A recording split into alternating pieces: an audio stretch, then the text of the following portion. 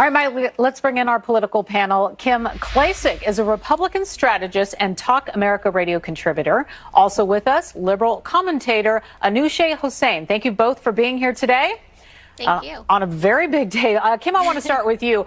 In this letter, President Trump's legal team challenges Mueller to prove that there are questions remaining that haven't already been answered in the large amount of documents that they have handed over to Mueller's team. So how well do you think that argument will work?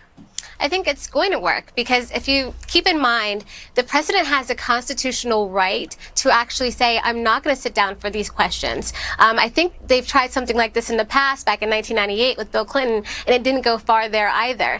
This seems to be a hoax. Every indication shows us that they aren't finding any collusion with Russia, with President Trump whatsoever. So the fact that he's even entertaining this, I think, is great on his part to show, not just the Democrats, but Republicans and American people, that he does care about the Mueller investigation and he wants people to know that there is no Russian collusion, but he doesn't have to actually entertain this if he doesn't want to. Right, and it's now June. This letter was written in January. Anushay, one of the president's lawyers, also contends that the action of the president as the chief law enforcement officer could neither constitutionally nor legally constitute obstruction because that would amount to him obstructing himself. That's the language in the letter. What do you make of that argument? Well, I think this is really interesting because it's the most coherent kind of version of Trump's legal strategy that we have actually been able to access. And considering the president in the past has said that he wouldn't mind sitting down with Mueller, it's interesting how hard his lawyers have been kind of working behind the scenes. What I think is important to remember is that there cannot be a message that comes out from this White House that the president is above the law. At the core, America and this country is a nation of laws, and I think that Trump should allow this process to continue. He keeps calling it a witch hunt, but let's not forget this alleged witch hunt has produced a lot of witches. We have eight indictments so far. So, I think the process should be allowed to continue. Okay, so I want to get your take, both of you, on some of the other arguments that the letter details, why the president could not have obstructed justice. In the Flynn case, the attorneys argue the Flynn investigation proceeded unimpeded and resulted in a charge and a guilty plea. The president was not under investigation by the FBI. Also in the Comey case, the deputy attorney general and the attorney general both agreed in writing that James Comey should be fired for reasons unrelated to any investigation about Russian interference. So, Kim, when you look at some of the bullet points that we have listed and you look through this letter, what do you make of those two?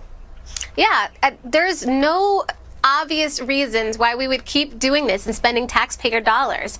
I have to say, back to your other guest, I'm sorry I didn't catch your name, but I have to say that for you to say that they've been actually putting this strategy together and they finally have some coherent strategy and you're hearing it now, this letter was written back in January, right? Back in March is when they said there's no obvious indication that there was any collusion. So this isn't brand new. The public is getting information getting this information today. And I also think it's important to point out, what's the rush in wrapping up this investigation if we have nothing to hide? The Hillary Clinton Benghazi investigation went on for 72 months and did not produce a single indictment. Let's let this process continue. Why are we undermining this entire process? Let it continue. It's not undermining.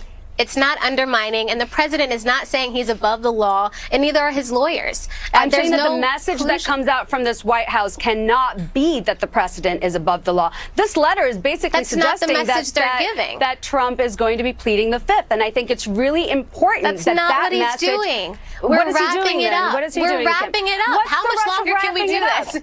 All right. How much longer can we do this? 72 months for Hillary Clinton, but only 16 for Trump. What's the rush? Okay, hold on. No. Anushay, let me get you to comment on what we just listed there with the comments about Flynn and Comey. What do you think about those 2 points that were in the letter?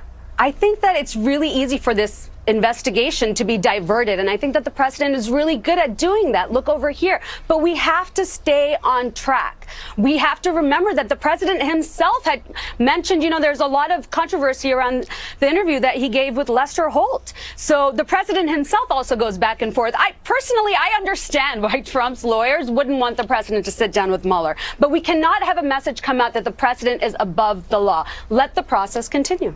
All right. Well, President Trump's attorneys also remind Mueller in this letter that the White House could have claimed executive privilege over these documents that they gave him. Going back to what we said at the top, there was a lot, an avalanche of documents, they say, but that the president's desire for transparency won out over using that privilege. So, Kim, I'll ask both of you to respond to that part of the letter, because as we're now digesting what is in this letter, and there's a lot of it, of the reasons why they don't feel that he should sit down with Mueller, what do you make of that part about using privilege? Yeah, I mean, he's given so many documents over. He's never objected to anyone sitting down with Mueller or anyone else with the FBI. They've all sat down and answered questions. At this point, it is a witch hunt, and this needs to be wrapped up at some point in time. And I'm surprised the Democrats are still fooling with this, knowing that midterms are around the corner and the economy looks so darn good. All right, and Anushay? The last Listen, word. this witch hunt is producing witches. Let the process continue. Okay, that is the line there of our interview, right? Kim Klacik and Anushay Hossain, thank you so much for being here. Obviously, a very big news day, new developments. We appreciate you weighing in. Thank you. Thanks.